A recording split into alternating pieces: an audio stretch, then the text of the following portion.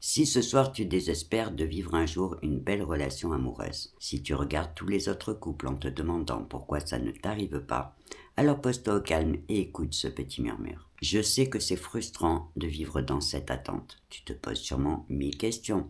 Tu te remets en cause, tu te demandes si quelque chose ne cloche pas chez toi, et peut-être même que tu commences à penser que l'amour n'est pas fait pour toi.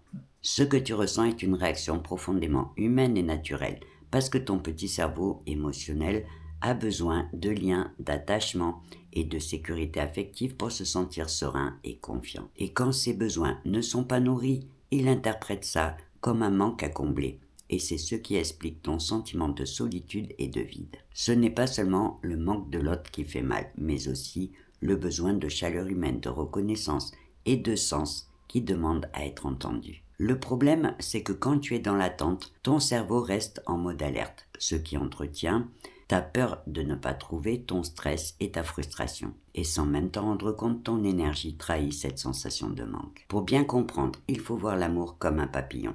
Si tu le cours après avec un filet, tu vas lui faire peur et il s'enfuira. Mais si tu cultives un beau jardin avec de belles fleurs, alors il viendra s'y poser tout naturellement. Et cette image nous rappelle tout simplement l'importance du lâcher-prise. Pas de résignation, pas de renoncement, mais ce relâchement intérieur qui permet de vibrer positivement. Plus tu relâches la pression et plus ton système nerveux s'apaise, ce qui permet à ton cerveau de sortir du mode alerte pour revenir à un état d'esprit d'ouverture et de confiance. Et c'est souvent à ce moment-là, quand tu ne cherches plus rien, que tu es juste bien avec toi-même, que la bonne personne rentre dans ta vie. Et pas pour combler un vide, mais pour ajouter de la lumière à une vie déjà pleine de sens. Mais tu sais quoi? Je sais qu'en écoutant tout ça, tu vas peut-être te dire que tu le sais déjà, mais que c'est difficile de ne pas ressentir ce manque, et c'est juste normal. Mais tu peux agir en détournant l'attention de ton petit cerveau émotionnel de ce qui te manque pour le rediriger vers ce qui te nourrit,